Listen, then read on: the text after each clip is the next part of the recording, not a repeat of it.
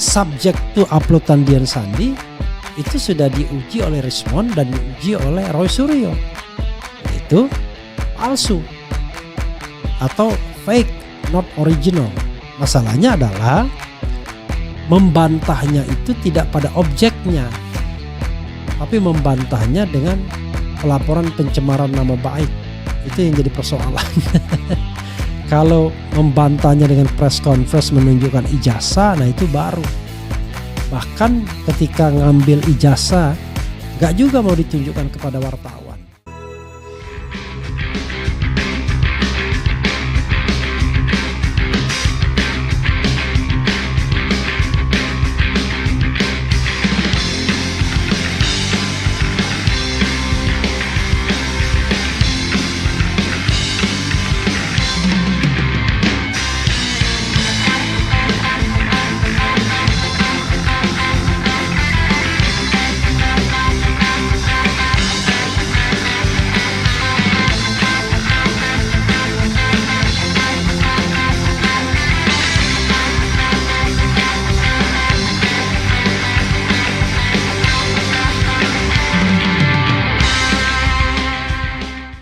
Ini ada hal yang menarik ya dari pemeriksaan Dian Sandi sebagai orang yang mengunggah ijazah yang katanya asli. Tolong diunggah lagi ya.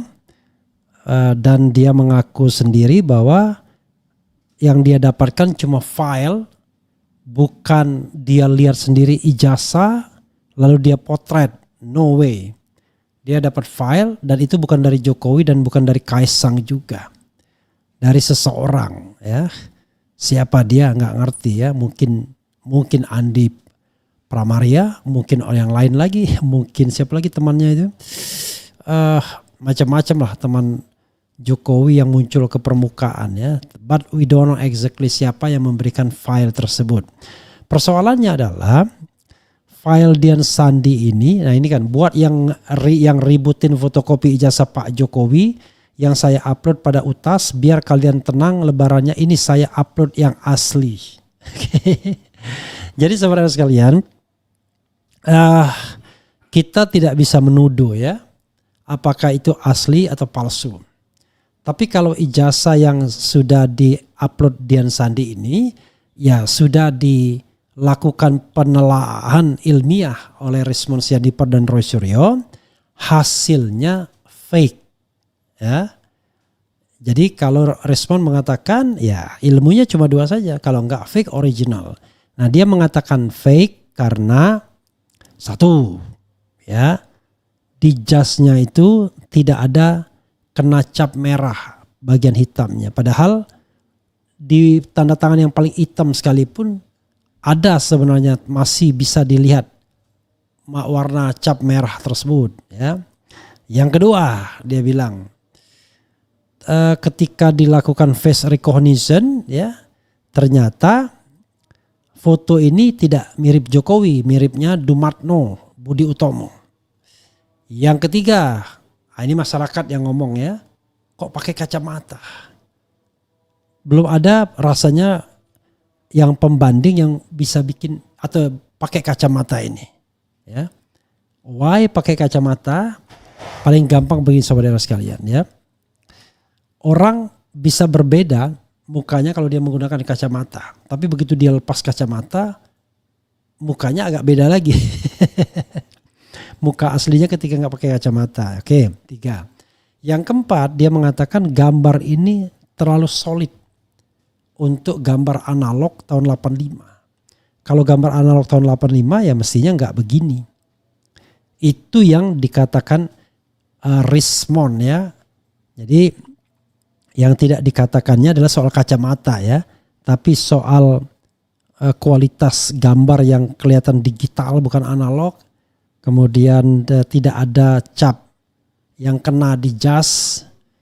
Kemudian juga terkait face recognition Dumatno. 3 hal itu dikatakan Richmond dan kurang lebih hal yang sama dikatakan juga oleh Roy Suryo, terutama soal face recognition. Sementara Dr. Tifa mengatakan soal susunan gigi, rahang dan lain sebagainya yang tidak mirip.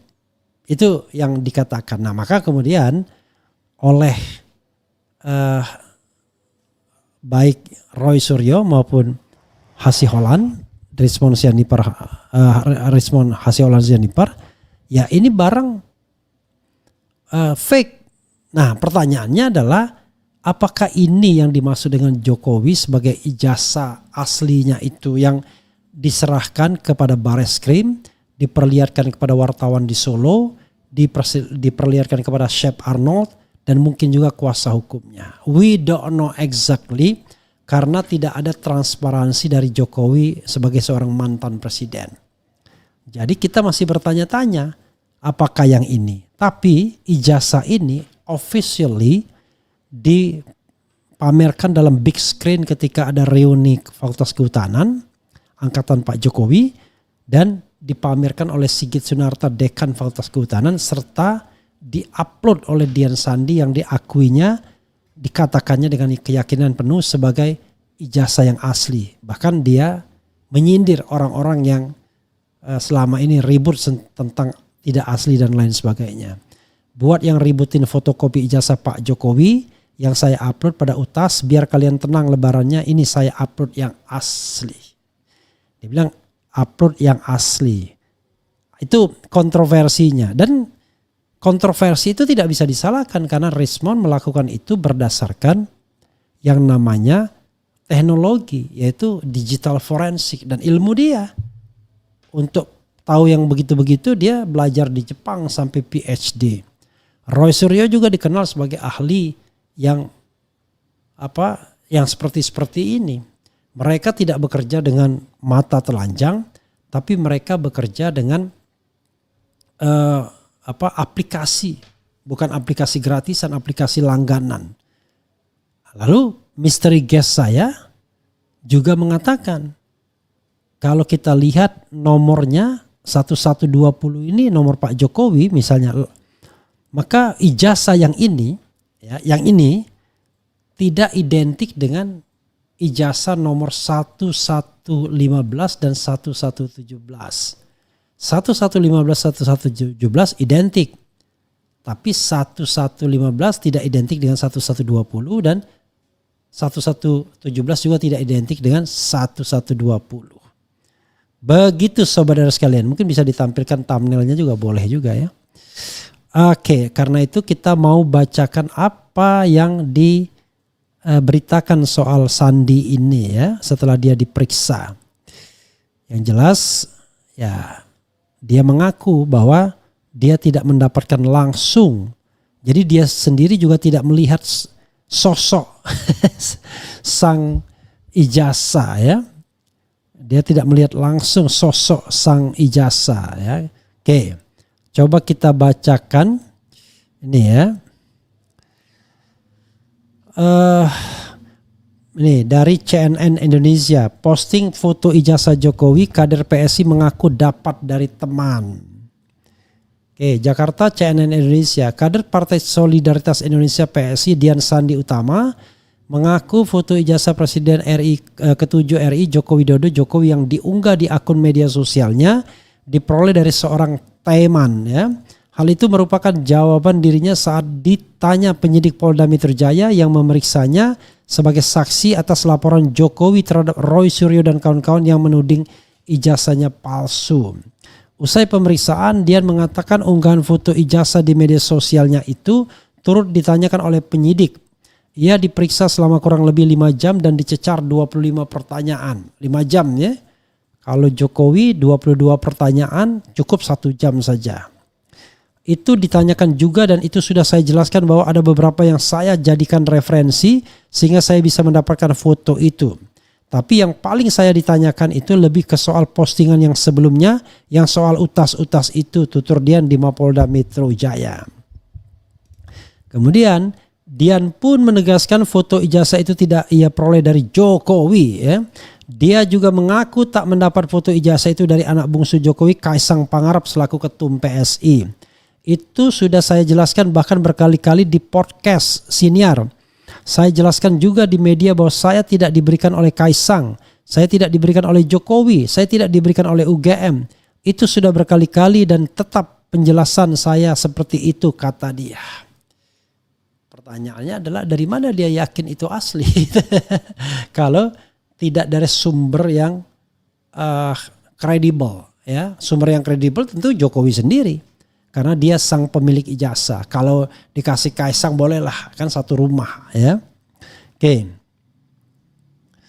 Kemudian itu saya dikirimkan teman dokumen digital. Is it dokumen digital, ya? Dokumen digital. Sudah melalui salinan beberapa kali sampai di tangan saya, Timbuja. Sudah melalui salinan beberapa kali. Dalam pemeriksaan itu, kata Dian, penyidik juga sempat menanyakan perihal alasan dirinya mengunggah foto ijazah Jokowi. Yang saya jelaskan bahwa postingan itu saya posting karena banyak sekali pertanyaan yang menyudutkan saya ketika saya menceritakan Pak Jokowi berdasarkan cerita Pak Andi itu. Akhirnya saya posting itu, ujarnya. Oh, berarti Andi Pramaria juga sama, ya. Jangan-jangan sumbernya dari Andi ini. Dan jangan lupa Andi ini tokoh yang dalam tanda kutip, ya. Sebelumnya Jokowi melayangkan laporan terkait dugaan fitnah itu atau pencemaran nama baik buntut tudingan ijazah palsu ke Polda Metro Jaya. Kronologis perkara yang dilaporkan adalah pada tanggal 26 Maret 2025 di sekitar Karet Kuningan, Jakarta Selatan, pelapor selaku korban mulai mengetahui adanya video melalui media sosial berisi pernyataan fitnah dan pencemaran nama baik dengan pernyataan ijazah palsu S1 dari sebuah universitas milik pelapor atau korban, kata Kabid Humas Polda Metro Jaya Kombes Ade Ari Syam Indradi kepada wartawan. Luar biasa. Ya, sobat era sekalian, itu yang bisa kita bacakan bahwa dia mengaku. Sebelumnya sih memang ketika didesak Roy Suryo, dia tidak bisa mengatakan itu dari Jokowi. Artinya masih bertanya kita, mana ijazah asli Jokowi sesungguhnya. Jadi masih gelap. Tapi kalau yang di-upload Dian Sandi, ya subjek to uploadan Dian Sandi itu sudah diuji oleh Rismond dan diuji oleh Roy Suryo. Yaitu palsu atau fake, not original. Masalahnya adalah membantahnya itu tidak pada objeknya, tapi membantahnya dengan pelaporan pencemaran nama baik. Itu yang jadi persoalan. Kalau membantahnya dengan press conference menunjukkan ijazah, nah itu baru. Bahkan ketika ngambil ijazah, nggak juga mau ditunjukkan kepada wartawan. Kenapa harus tunjukkannya di depan hakim dan di depan pengadilan? Sementara, ya, ada sebuah skenario dalam tanda kutip, sekali lagi ya, dugaan ini untuk membuat pengadilan lumpuh sehingga tidak bisa sampai pada tahap pembuktian ada tidaknya ijazah itu. Sebagaimana yang terjadi pada kasus Bambang Tri dan Gus Nur. Bambang Tri dan Gus Nur dikatakan telah menyebarkan berita bohong mengenai ijazah palsu. Dan kemudian dihukum 6 tahun penjara. Dalam tingkat banding, pasal yang digunakan itu kemudian dianulir, diganti pasal lain, ujaran kebencian yang berbasis sara. Karena 4 tahun, padahal sesungguhnya kalau penerapan hukumnya keliru ya harusnya bebas. Ya, saudara sekalian, itu yang harus kita pahami ya. Dan mengenai ijazah ini banyak kontroversinya. Nah, lalu kalau kita bicara tentang ijazah itu ada 3. Ijazah itu adalah asli dan didapat dengan prosedur yang sebenarnya. Ijazah itu asli tapi tidak didapat dengan prosedur yang sebenarnya. Atau ijazah itu reproduksi. Nah, kok bisa ada ijazah asli tapi tidak dengan prosedur? Itu namanya aspal. Yaitu dia mendapatkan ijazah memang dari blanko universitas yang sama dengan pada saat teman-teman lainnya atau alumnus lainnya diberikan ijazah. Sama. Nah, tetapi dia sendiri tidak menyelesaikan, misalnya skripsinya tidak ada. Tentu tidak bisa dapat ijazah. Atau sama sekali aspal. Yaitu dibuat belakangan. Nah, kita tidak tahu yang mana yang benar ya. Asli, aspal, atau palsu. Itu saja pilihannya, sobat era sekalian.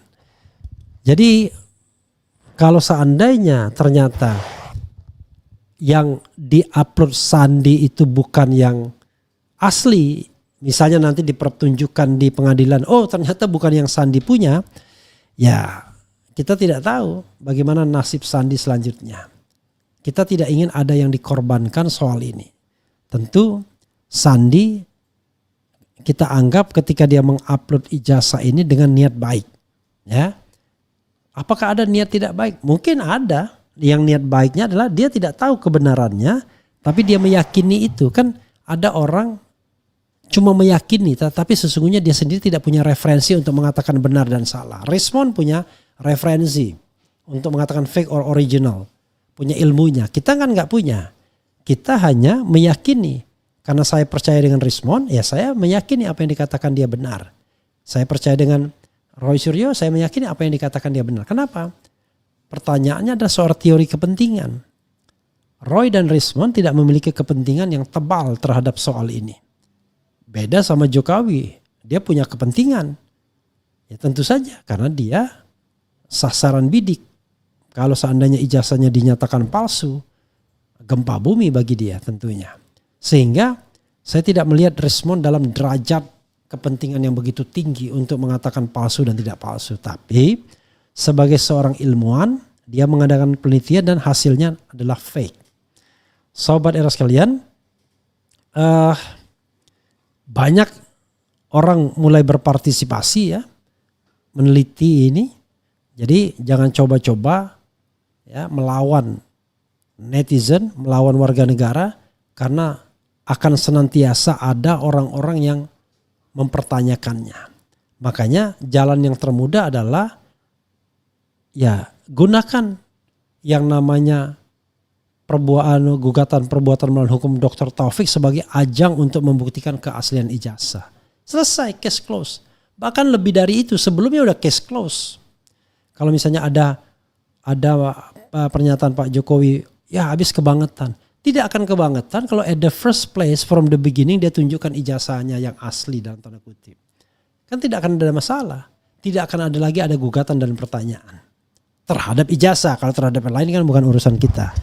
Begitu sobat era sekalian. Oh ya, dalam kesempatan ini Refli Harun dan kru mengungkapkan belasungkawa yang sebesar-besarnya atas berpulangnya Ibrahim Assegaf yang tidak lain adalah suami dari Najwa Shihab dalam usia kurang lebih 48 tahun. Mudah-mudahan arwahnya diterima di sisi Allah Subhanahu wa taala, diterima amal ibadahnya, diampuni dosanya, dan yang ditinggalkan termasuk kita semua tabah. Kemudian suatu saat kalaupun harus dipanggil juga, mudah-mudahan dalam keadaan husnul khatimah.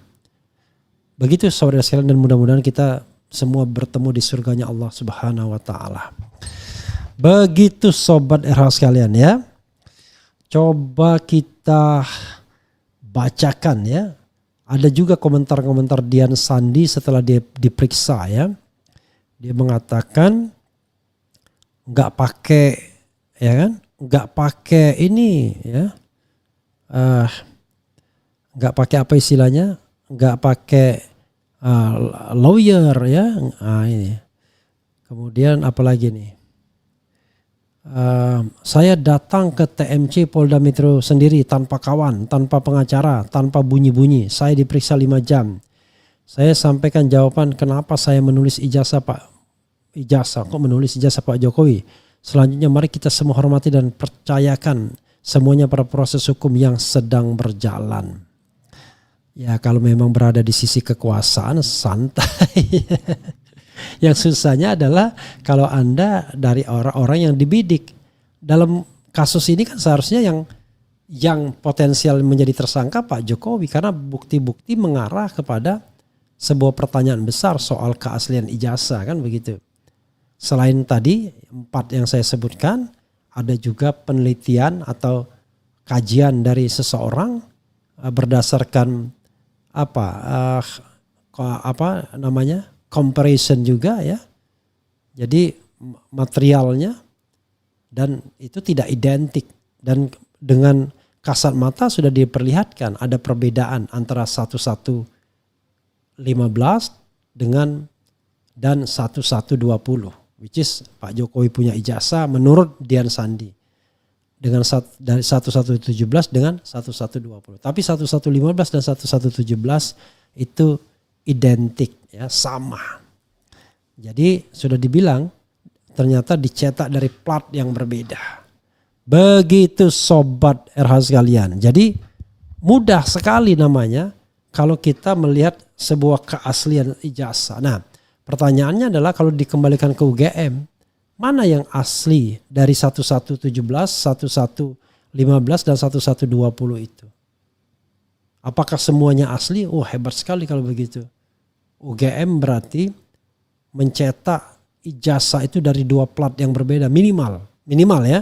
Kalau ada ijazah versi lain, wah dari 3 plat yang berbeda.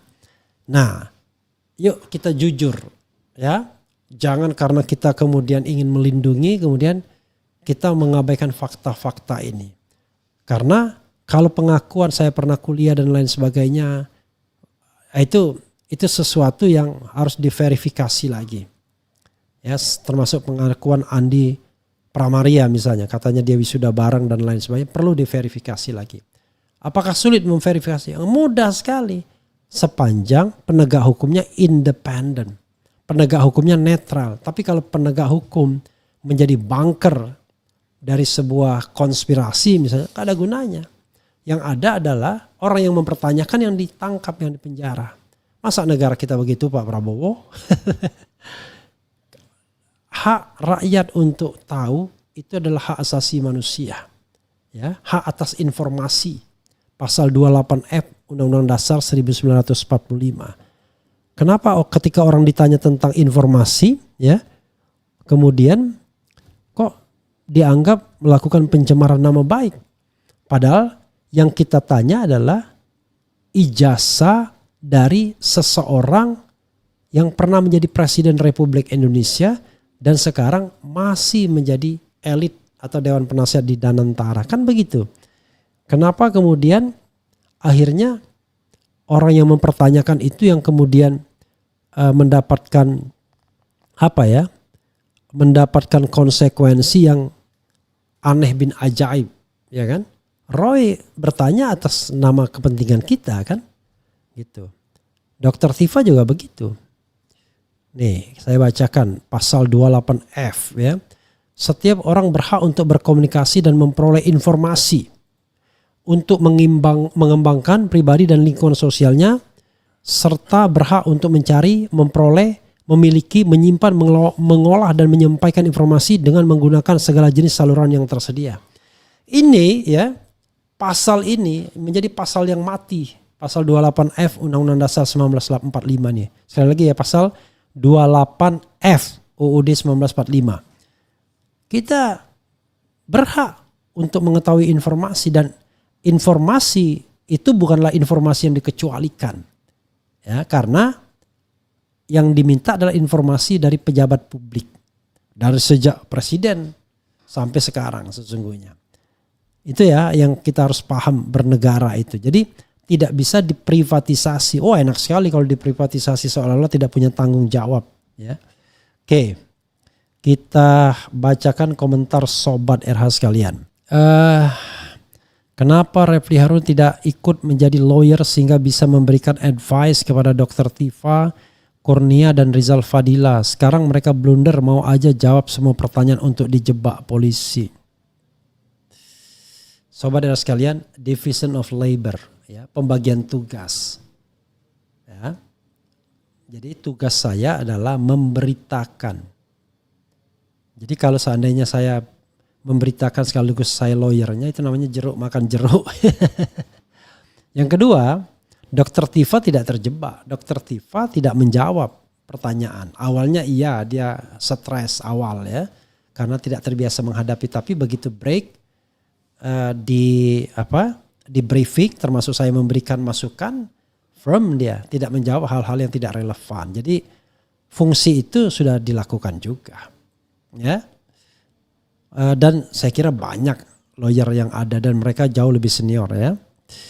Mantap Bung RH.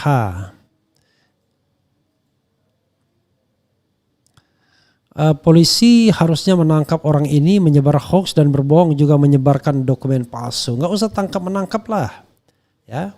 Kalau tangkap menangkap kan selalu, cuma saya membayangkan ya, kalau Dian itu bukan kader PSI, let's say katakanlah dari oposisi, wah udah lama, udah lama dalam tanda kutip udah lama.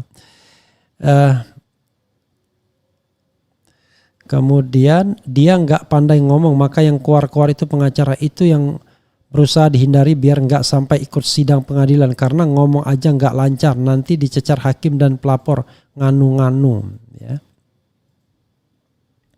Kemudian Bang Refli, apakah ada delik pidana tentang kebohongan publik pejabat negara karena Mulyono sudah berbohong tentang Kasmujo dan IPK kurang dari 2,0, di mana IPK kurang dari 2,0 tidak mungkin boleh ikut sidang skripsi.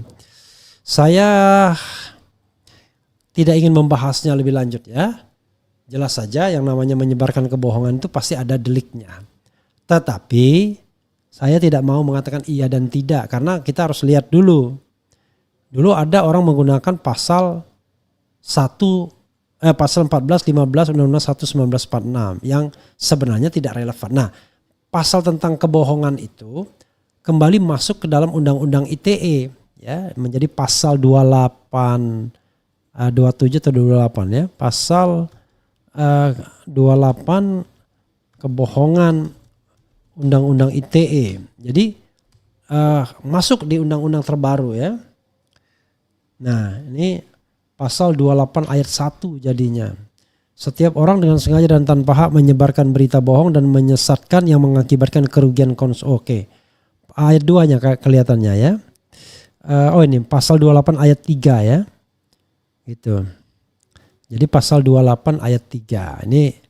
Ini yang kemudian sekarang dipakai dan ini pasal yang dimasukkan, ya kan?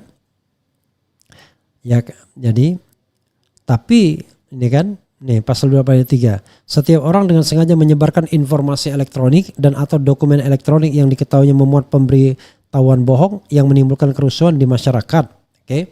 Tapi ada tapinya.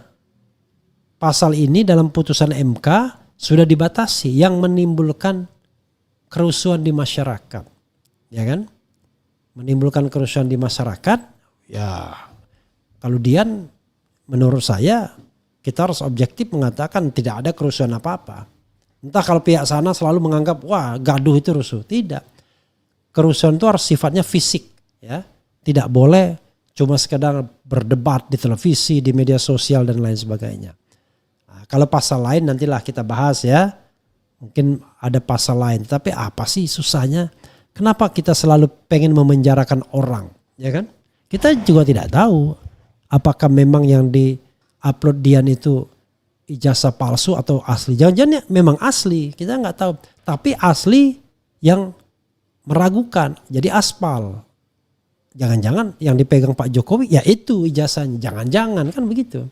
Karena dari pengakuan orang wartawan yang diperlihatkan ijazahnya mengatakan bahwa yang ijazah yang diperlihatkan itu ya pakai kacamata itu yang juga memunculkan tanda tanya ya.